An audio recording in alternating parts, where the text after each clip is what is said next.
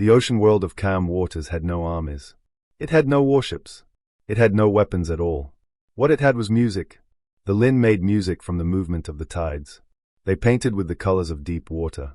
They remembered every story ever told on their planet, going back 10,000 years. They were artists and healers and memory keepers. And they were about to die. The Korath came from the dark between stars. They were large and armored, with thick gray skin and teeth that grew in rows. They did not make art. They did not heal. They took. This time, they wanted the rare minerals floating in calm waters' deep oceans. The minerals were fuel for their war machines. The Lin were just something in the way. The first Korath ship entered the system on a Tuesday. By Wednesday, 3 cities on the coast were on fire. By Thursday, the Lin had stopped counting their dead. Elder Sora was the leader of the Lin. She was old and small, with soft blue skin and eyes that had seen too much. She stood in a cave under the ocean, hidden from the Korath scanners. Around her were the last of the Lin children. The elders had sent the young ones here to survive. The adults stayed above to die. Sora looked at a small screen on the cave wall. It showed the surface. Korath dropships were landing everywhere. The sky was black with smoke. The ocean was red with blood. "We have to send the message," Sora said. Her helper, a young Lin named Kes, shook its head. "No one will come. The Korath are too strong. The other species are afraid." "Send it anyway," Sora said. Kes pressed a button. A recording began. Sora's voice went out across every known frequency, every channel, every listening post in the galaxy. "Please, anyone. We do not care who you are. We do not care what you want. Just help us. Please send anyone." The message traveled at the speed of light. It reached the trading stations near the galactic core. The traders listened. Then they turned away. The Korath had destroyed 3 species already. No one wanted to be number 4. The message reached the military outposts of the Volk, the Rin, and the Yarrow. The generals listened. Then they filed the message under low priority. The Korath were not their problem. The message reached the neutral zones. The smugglers and pirates listened. Then they laughed. No profit in a dead planet. For 3 days, no one answered. Then the message reached a human deep space listening post on the edge of the galaxy. The post was small. It had 3 people on it. Their names were Private Chen, Private Okonkwo, and Technical Specialist Meta. They were bored. They were lonely. They were listening for nothing. Then Sora's voice came through the speakers. "Please. Anyone." Chen stopped eating his noodles. Okonkwo sat up straight. Meta turned up the volume. "We do not care who you are." Chen looked at Okonkwo. Okonkwo looked at Meta. Meta looked at the screen showing the message's origin point. "Just help us. Please send anyone." The 3 humans sat in silence for 5 seconds. Then Meta picked up the emergency transmitter. "This is listening post Theta 9. We have a Priority 1 distress call. Repeat. Priority 1. Origin, calm waters system. Species, Lin. Threat, Korath invasion." The duty officer on the other end said, "Theta 9, are you sure? The Korath are a Class 3 warlike species. We have no treaty with the Lin. No trade agreement. No alliance." Meta looked at Chen. Chen looked at Okonkwo. Okonkwo said, "They asked for anyone." The duty officer was quiet for a moment. Then he said, "Message received. Hold the line." Within 1 hour, the message was on every screen on Earth. It played in the streets of New York. It played in the domes of Mars. It played in the mining colonies of the asteroid belt. Billions of humans heard the small, trembling voice of an old alien woman begging for help. On a military base in Texas, Admiral Elena Cross heard the message. She was old. She had seen 3 wars. She had lost friends. She had lost family. She had told herself she was done. Then she heard Sora say, "Please send anyone." Cross stood up. She walked to the communication center. She sent a single order to every human warship within range. "Change course. All ships to calm waters. Maximum speed." The response came back fast. Some captains asked for clarification. Some asked for strategy. Some asked if this meant war with the Korath. Cross answered each one the same way. "It means we are human. And humans do not ignore calls for help." Within 6 hours, 4 to 7 human warships changed course. They were not the closest fleet. The Volk were closer. They did not come. They were not the strongest fleet. The Rin had more firepower. They did not come. But the humans came. On the bridge of her flagship, the HFS Vengeance, Admiral Cross looked at the star map. Calm Waters was still 3 days away. She did not know if they would arrive in time. She did not know if they would win. She knew one thing. She would not let that old woman's voice be the last sound the Lin ever made. Set course, she said. And someone find me a recording of that message. I want to play it for every crew member before we drop out of FTL. They need to know why we are going. The ship jumped to faster than light. The stars turned to streaks of light. And 4 to 7 human warships raced toward a war that was not theirs, to save a people they had never met, because a stranger asked. And that was the most human thing of all. The cave smelled like salt and fear. Elder Sora sat with her back against the wet stone wall. Around her, 4 to 7 Lin children huddled together. Their soft blue skin was pale from lack of sunlight. Their large dark eyes were wide and wet. No one spoke. The only sounds were the drip of water and the distant thunder of Korath drills tearing into the ocean floor. 3 days. The Korath had been on calm waters for 3 days. They had burned the coastal cities. They had killed the adults who tried to fight. Now they were drilling for the rare minerals deep under the ocean. The Lin were not even slaves to them. They were just pests. Something to ignore while the real work happened. Sora looked at the small screen on the cave wall. The surface camera showed a sky black with Korath dropships. They came in waves. Hundreds of them. Each one carried more soldiers and more drills. The Lin had no ships. No guns. No hope. Elder, whispered a young Lin named Kess. The message. No one answered. Sora closed her eyes. Someone answered. They are just not here yet. Will they come? Sora did not answer. She did not know how to say no to a child. Above the surface, the Korath commander watched his fleet from the bridge of his flagship, the Blood Hammer. His name was Warlord Thrax. He was 8 feet tall. His grey armor was covered in the teeth of species he had killed. He had conquered 12 worlds. He had never lost a battle. Report, Thrax growled. His second in command, a smaller Korath named Vex, pointed at a screen. Drilling is at 70%. The minerals are rich. We will have enough fuel for 3 years of war. Thrax smiled. His teeth were yellow and crowded. Good. And the locals? Mostly dead. A few hiding. Not worth hunting. Leave them. They will die without their cities. The bridge was quiet. Then a sensor officer made a small sound. A nervous sound. Thrax turned. What? Sensors show something. Multiple ships. Dropping out of FTL. Directly above us. Thrax laughed. Who? The Volk. The Rin. They are cowards. They would not dare. The sensor officer's voice shook. Not Volk. Not Rin. Unknown configuration. Small ships. 4 to 7 of them. The screen lit up. 4 to 7 human warships hung in the black sky above calm waters. They were not beautiful. They were not sleek. They looked like blocks of metal with guns attached. They looked like something built by people who did not care about looks. Only about winning. Thrax leaned forward. He studied the ships. Then he laughed again. A loud, ugly laugh. Humans, he said. Soft and weak. I have heard of them. They talk too much. They feel too much. They are not warriors. They are children playing at war. Vex stepped closer. Commander, they are here. They came. They came to die. Thrax waved a hand. Send a message. Tell them to leave before we add their bones to our trophies. The message went out. Short. Mean. Full of teeth. On the bridge of the HFS Vengeance, Admiral Elena Cross received the message. She read it. Then she read it again. Then she looked at her crew. They were young. Most of them had never seen a real battle. But their faces were not afraid. They were angry. The same anger Cross felt in her own chest. She had heard the Lin message. The small, trembling voice. Please send anyone. She had played it for every crew member before they dropped out of FTL.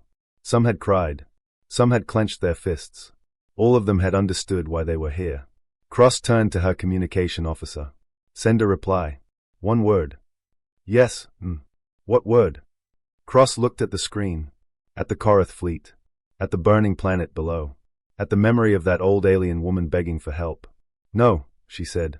The word went out. 1 word. No explanation. No threat. Just no. Then Cross opened a channel to all 4 to 7 ships. All hands. This is the Admiral. The Korath fired on unarmed civilians. They killed artists and healers and children. They think we are soft. They think we are weak. They are about to learn how wrong they are. She took a breath. All weapons hot. Wait for my command. On the blood hammer, Thrax read the human reply. His smile faded. No, he said. They said no. Vex shifted nervously. Commander, perhaps we should. Fire, Thrax said. Fire everything. Show them what happens to those who refuse us. The Korath fleet fired first. 100 plasma bolts shot toward the human ships. They were fast. They were bright. They were the last good decision the Korath ever made. Admiral Cross watched the bolts coming. She did not flinch. She waited until they were half a second from impact. Then she said, return fire. All ships. Full spread. And someone get me the Lin Elder on the comm, I want her to hear this. The human fleet fired back. 4 to 7 ships. Every gun. Every missile. Every weapon they had. The sky above calm waters turned white. Then orange. Then red. And somewhere in a cave under the ocean, Elder Sora heard the thunder of human guns and knew. Someone had come. Someone had answered. She began to cry. For the first time in 3 days, they were tears of hope. The battle lasted 4 hours. It felt like 4 years. Human ships did not fight like other species. Other species fought with strategy. They fought with logic. They fought with plans. Humans fought like something that had been cornered and had nothing left to lose. The Korath fired their plasma cannons. Human ships took the hits. Their hulls melted. Their oxygen vented into space. Their crews died. But the ships that remained kept firing. They did not retreat. They did not surrender. They did not stop. On the human destroyer Last Stand, the engines were hit. The ship lost power. It drifted toward a Korath battleship 3 times its size. The captain, a young woman named Commander Rios, looked at her dying ship. She looked at the Korath ship firing on human escape pods. She made a choice. All hands, she said. Brace for impact. We are going to ram. The Last Stand had no engines. But it still had momentum. It drifted faster and faster toward the Korath battleship. The Korath saw it coming. They tried to move. Too late. The human destroyer hit the battleship at full speed. Metal screamed. Fire exploded. Both ships broke apart. But the battleship stopped firing. And the escape pods kept drifting. Safe now. On the bridge of the HFS Vengeance, Admiral Elena Cross watched the explosion. She did not cheer. She did not cry. She just marked the name of Commander Rios and her crew on a list she would carry for the rest of her life. Then she gave an order that would be studied for generations. No survivors, she said. I want them to remember this. I want every species in the galaxy to know what happens when you hurt the helpless in front of us. The human fleet heard the order. They did not question it. They did not hesitate. They hunted. Korath ships tried to run.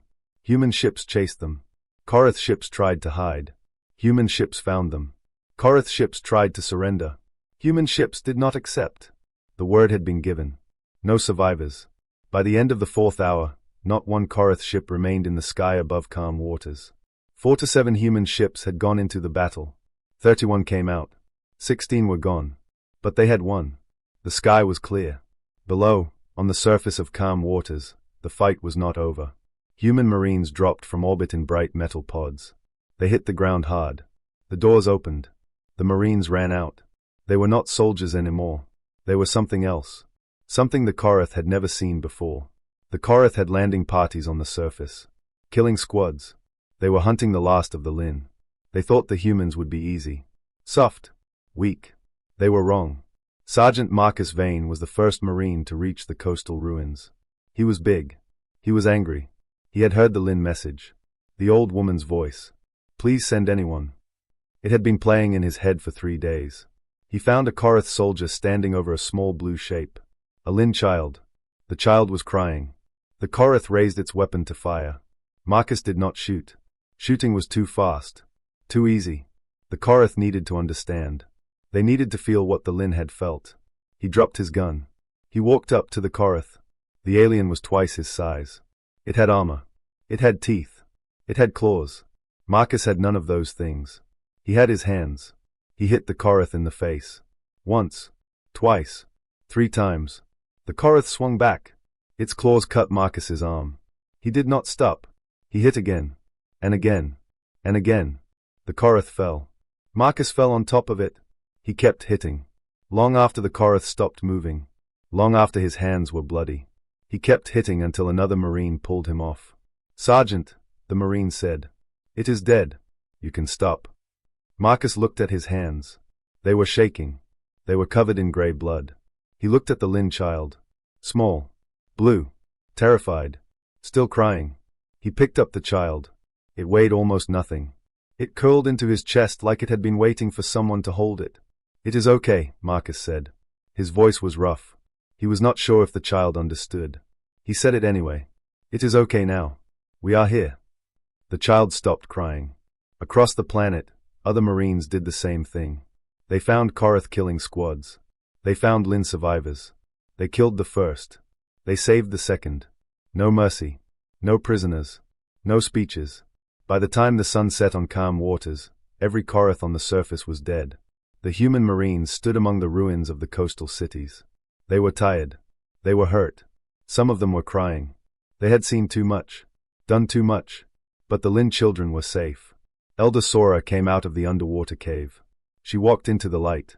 She saw the human ships in the sky. She saw the human soldiers on the ground. She saw the dead Korath. She saw the rescued children. She found Admiral Cross standing on the beach. The Admiral was looking at the ocean. Her uniform was torn. Her face was dirty. Her eyes were tired. Sora walked up to her. She took the Admiral's hand. It was small and blue against the human's rough skin. "You came," Sora said. Cross looked down at the old alien. "You asked." "I asked everyone. Only you came." Cross nodded. "That is because we are the ones who remember what it feels like to be alone. We promised ourselves long ago. Never again. Not if we can help it." Sora began to cry. But this time, they were not tears of fear. They were tears of something she had almost forgotten existed. Gratitude.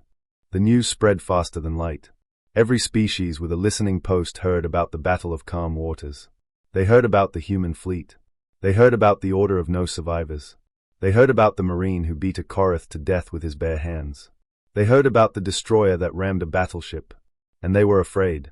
Not of the Korath. The Korath were gone. The humans had made show of that. The galaxy was afraid of the humans. The Vault called an emergency meeting of the High Council. The Rin sent their best observers. The Yarrow sent their diplomats. 12 species gathered in a great hall on a neutral station. They talked for 3 days. They argued. They debated. They feared. On the 4th day, they issued a statement. Humanity's use of force against the Korath was excessive. No species has the right to annihilate an enemy fleet without accepting surrender. Humanity is a danger to galactic stability. We call for immediate regulation of human military power. The message was sent to Earth. It was sent to every human colony. It was sent to Admiral Elena Cross. Cross read the message on a small screen. She was still on calm waters. She was still wearing her dirty uniform. She had not slept in 2 days. She had been helping the Lin bury their dead. She read the Council's words. Then she read them again. Then she looked at Elder Sora, who was sitting next to her on the beach. "They want to regulate us," Cross said. Sora's blue face showed confusion. "Regulate? What does that mean?" "They want to punish us for saving you. For being too violent. For not taking prisoners." Sora was quiet for a long time. Then she said, "They did nothing. We asked for help. They did nothing. You came. You saved my children. And now they want to punish you." "That is what the galaxy is like," Cross said. "The strong make rules. The weak follow them. The Korath were strong. Now they are dead. The Council is afraid we will come for them next. Will you?" Cross looked at the ocean. The sun was setting. The water was pink and orange. It was beautiful. "No," she said. "We do not want to fight. We want to go home. We want to grow food and raise children and live our lives. But if someone hurts the helpless in front of us, we will not walk away. That is not a threat. That is a promise." The Council summoned Admiral Cross to appear before them. She went. She took Elder Sora with her. The great hall was cold and white. 12 species sat in high chairs around a circle. Their faces showed no emotion. Their eyes showed fear. The leader of the Council was a Volk named High Mediator Torek. It spoke first. "Admiral Cross, you are accused of excessive force. You destroyed an entire Korath fleet. You accepted no surrender. You killed every enemy soldier. What do you say?" Cross stood in the center of the circle. She was small compared to the aliens around her. Her uniform was clean now. But her eyes were still tired. She said, "You sent no one." The hall was silent. You heard the Lin message. You heard an old woman beg for help. You did nothing. You left them to die. We came. We won. You do not get to judge us for doing what you were too afraid to do. High Mediator Torek shifted in its chair. That is not the point. The point is. The point, Cross interrupted, is that your rules mean nothing to the dead. The Korath did not follow your rules. They burned cities. They killed children. And you sat here in your clean chairs and did nothing. Now you want to punish the people who stopped them. That is not justice. That is cowardice. The hall erupted. Aliens shouted over each other. Some were angry. Some were afraid. Some were confused. Then Elder Sora stepped forward.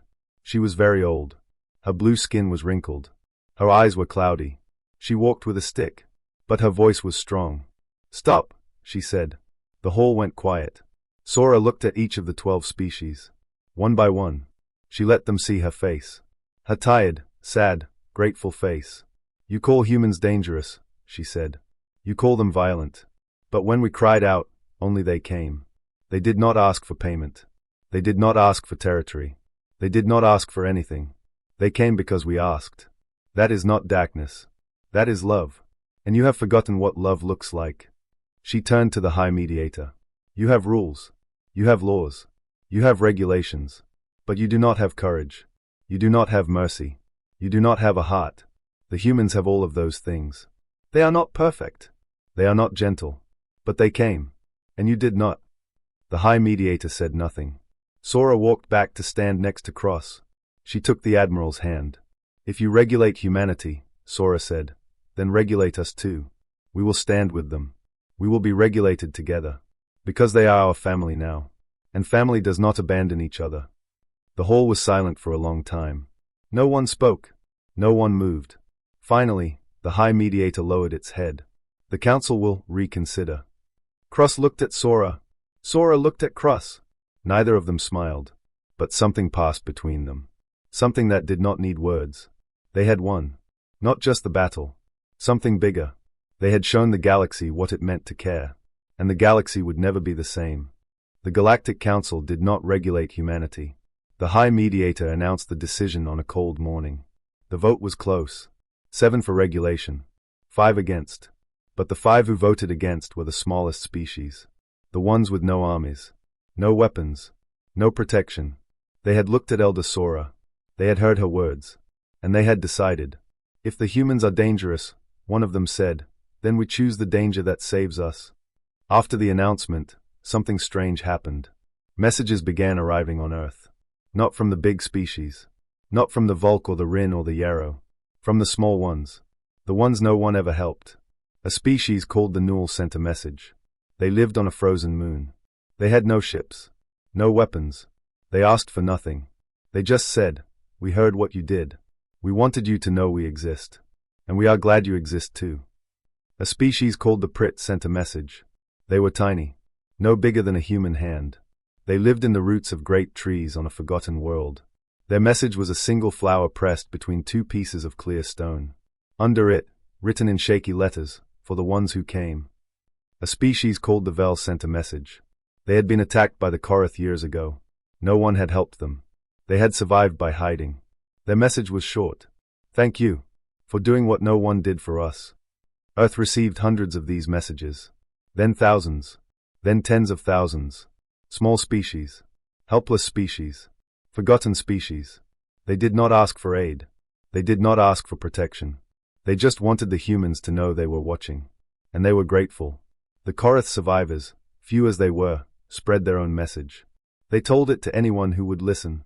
They told it in trading stations and bars and dark corners of the galaxy. "Do not hurt the weak," they said. "The humans will come. And they will not stop." It became a warning. But to the small species, it became a promise. 1 year later, Elder Sora visited Earth. She had never left her ocean world before. The journey was hard. Space was cold and loud and strange. But she wanted to see. She wanted to understand the species that had saved her children. Admiral Elena Cross met her at the landing field. The Admiral was not in uniform. She wore old pants and a shirt with dirt on the sleeves. Her hair was gray now. Her face had new lines. "You retired," Sora said. Cross nodded. I grow flowers now. It is quieter than war. Sora smiled. Show me. Cross took her to a garden. It was behind a small house on a hill. The garden was full of color. Red flowers, yellow flowers, blue flowers, purple flowers. They grew in rows and circles and wild patterns. Bees moved between them. The air smelled like earth and sweetness. Sora had never seen a bee before.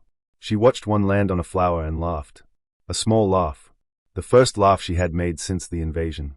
They sat on a wooden bench. The sun was warm. The sky was blue. For a while, neither of them spoke. Then Sora said, "Why did you come? We were nothing to you. No trade. No alliance.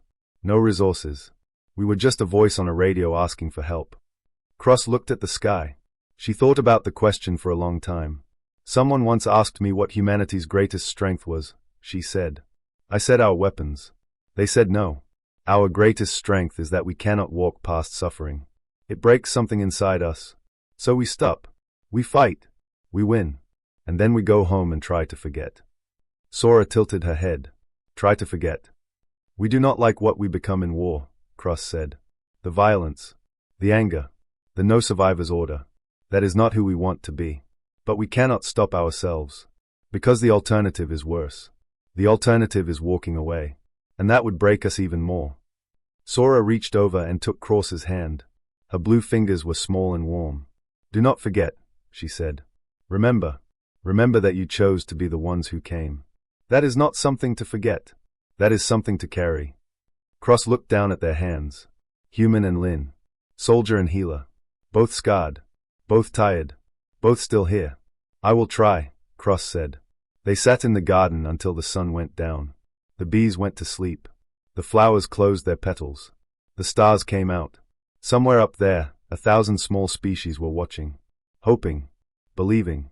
The galaxy had learned something that year. It had learned that humanity's darkest side was not cruelty. It was a love so fierce it looked like war to those who had never loved anything at all. And somewhere on a small blue planet, a retired admiral and an old alien elder sat in the dark and held hands. They did not speak. They did not need to. They had answered a call for help. And that was enough.